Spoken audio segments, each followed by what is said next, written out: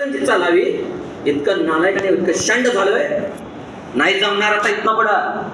चंदोर मधला यंत्रणाधारक आता अंगात झालाय. आता कुणाचंही ते चालू देणार नाही.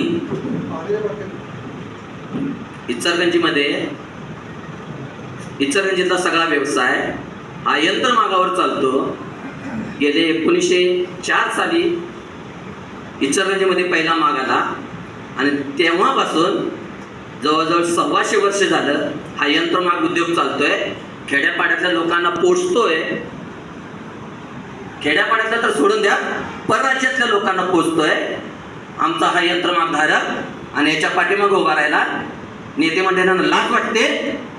यांनी कारखानदारांनी आमच्या समोर यावं, त्यांनी आम्हाला बोलावं आणि मग आम्ही त्याच्यावर निर्णय घेणार.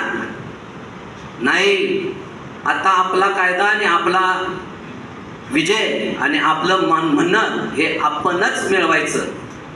कोणाच्या पाठीमागे न जाता आपली मजुरी भले इचलकरंजी बंद पडली पेटली आम्हाला सुखदुःख नाही. जर कुठं रेकॉर्ड होतंय, कशावर रेकॉर्ड होतंय, कुठं केसेस होत्या, काही फरक पडत नाही. मी खेडेगावून आलेला माणूस आहे. माझ्या तोंडात शिवी येते आणि शिवी रेकॉर्ड करा आणि जाहीर करा.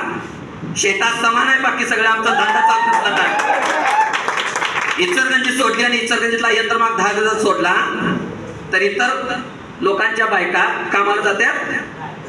1 कोटी रुपये लावते 24 मागाला. कोट कशाला म्हणतात? लिवायला येत नाही तर 1 कोट लावलाय. आमची बायको, आमची आई, लहान भाऊ, वडील मागावर पाळी करतोय आणि शंड झालंय. पोट भरत नाही. जे आपल्या जीवावर जगत्यात, ज्यांना आम्ही पगार देतोय, अशी लोक येऊन दारातून दाब देतात. उद्यापासून वाढून देणार असं तर द्या, नाहीतर धंदा बंद करतो आम्ही, येत नाही, कारखाना बंद ठेवा. अरे आम्हाला ज्यांनी सांगितलं ना धंदा बंद करायसाठी काढलेला नाही, धंदा टिकवायसाठी काढलाय, चालवायसाठी काढलाय. यांनी ज्यावेळेला आपल्याला सांगितलं त्यावेळेला आपण शंड झालोय. आपण धंदा चालवायसाठी काढला नाही, पैसे मिळवायसाठी काढलाय. आणि जर पैसे मिळवायचे असेल तर मुंडक्यावर पाय दिलं पाहिजे. जर आमच्या जीवावर आणि आमच्या धंद्यावर जर कोण उठत असेल तर 2 मिनिटं धंदा बाजूला. जो वाट लावायला आमच्या धंद्याची आलाय तिची वाट लावल्याशिवाय ग बसायचं नाही. इचलकरंजी पॉवर असोसिएशनना गेले 4 महिने वैपणी दरवाढीसाठी यांच्यासह पाठपुरावा करत होते. तर यांचं गुपित मीटिंग चालू होती. मला तुमच्यावर आक्षेप घ्यायचा नाही आहे, पण वस्तुस्थिती सांगायची आहे. तुमच्याकडं प्रसंग आला असेल, तुम्ही घेतला असेल निर्णय, तो नाही आहे.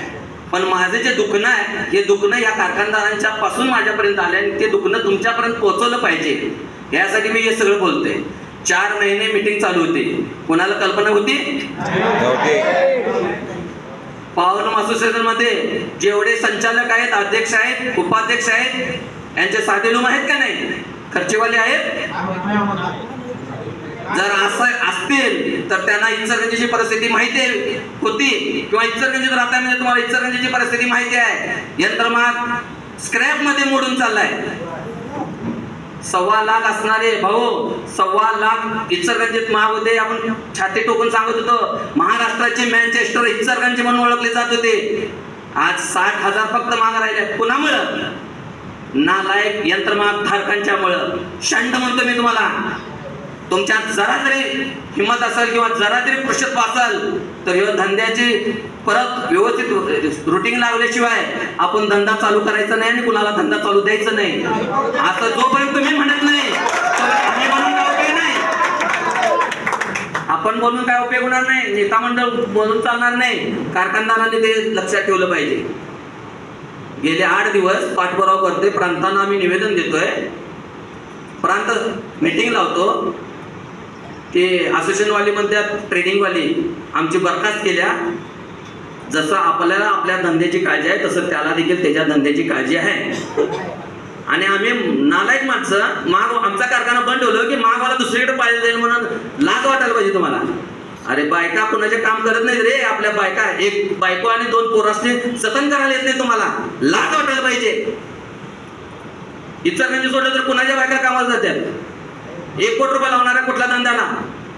तर रस्त्यावर भजी तळून देणारा मिळवायला पैसे 1 कोटी रुपये लावून तुम्हाला खरोखर लाज वाटते. आणि इथनं पुढं जर आपल्याला धंद्याला व्यवस्थित लावायचं असेल तर एकजूट राहिलीच पाहिजे.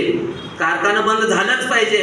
एकही बीम आणि एकही तागा इचलकरंजीतून फिरू देणार नाही, इचलकरंजीतून बाहेर जाऊ देणार नाही. असं जोपर्यंत तुम्ही म्हणत नाही, आम्ही म्हणून उपयोग नाही. तुम्ही जोपर्यंत म्हणत नाही तोपर्यंत शक्य नाही.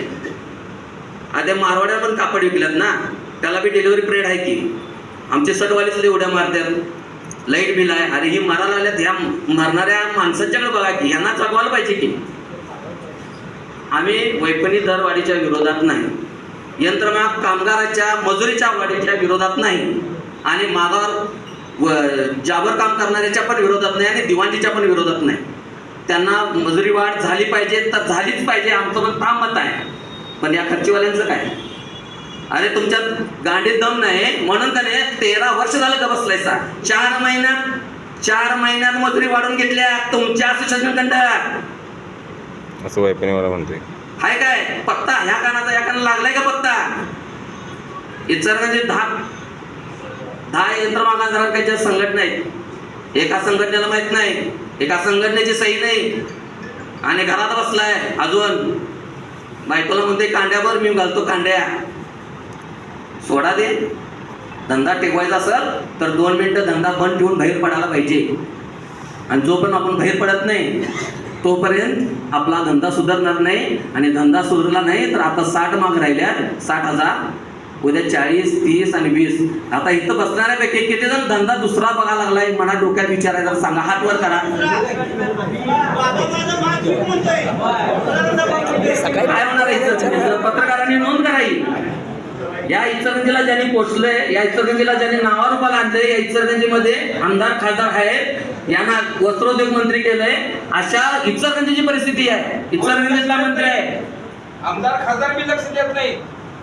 अनेक काय चूक झाल्या माझ्या का पावर ऑफिसर, राग म्हणू नका, पण जे डोळ्यासमोर दिसते ते बोलतं. आणि माझा शब्द जरा चुकीचा असेल पण समजून घ्या. ज्या वेळेला इचलकरंजीमध्ये एखादा टेक्सटाईल मिनिस्टर किंवा टेक्सटाईल कमिशनर इचलकरंजीमध्ये येऊन लूमची पाहणी करत असतोय, त्या वेळेला तुम्ही कुठलं लूम दाखवलं पाहिजे? एअरजेट, चकाचक असणार आहे. अरे न्या पकड्याच्या शेड मधल्या कारखानदाराचा कारखाना दाखवा. बघा माझा कारखानदार कसा वाका लागलाय, तिथं कसा त्याचा हात पिळकून निघा लागलाय, कसा त्याचा खांब सुद्धा लागलाय. जोपर्यंत हे दाखवलं जाणार नाही तोपर्यंत त्यांच्या डोक्यात येणार नाही तिथला कारखानदार कसा मरा लागलाय. लई मोठी चूक झाली असती. सुधारायची असेल तर तुम्ही आम्ही का बसून चालणार नाही. इथनं गेल्यानंतर जे कारखाना चालू आहे तो बंद झाला पाहिजे.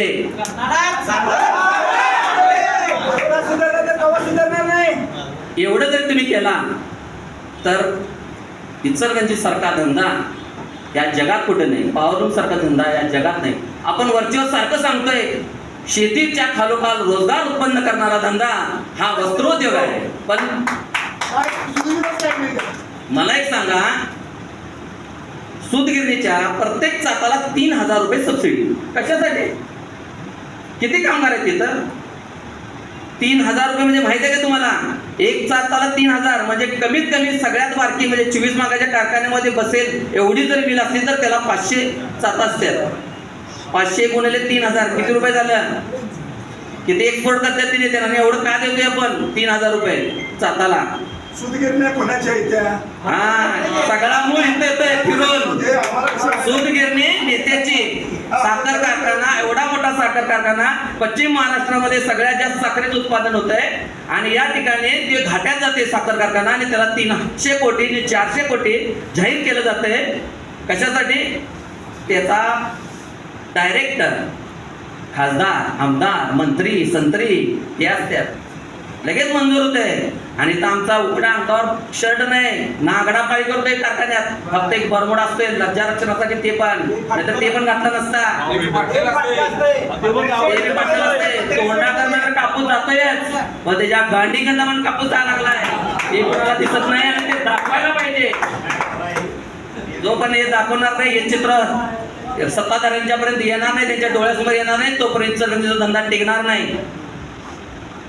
आणि टिकवायचं असेल तर कोणतरी नेता करल, सोडून द्या विषय. प्रत्येक जण आपापली पोळी भाजायला बसलाय. आपलं काम आपणच करायला पाहिजे. लाज बाळगायला पाहिजे आपल्याला, लाज. शेवट एकदा तुम्हाला शंड म्हणतो आणि थांबतो. जय हिंद, जय महाराष्ट्र.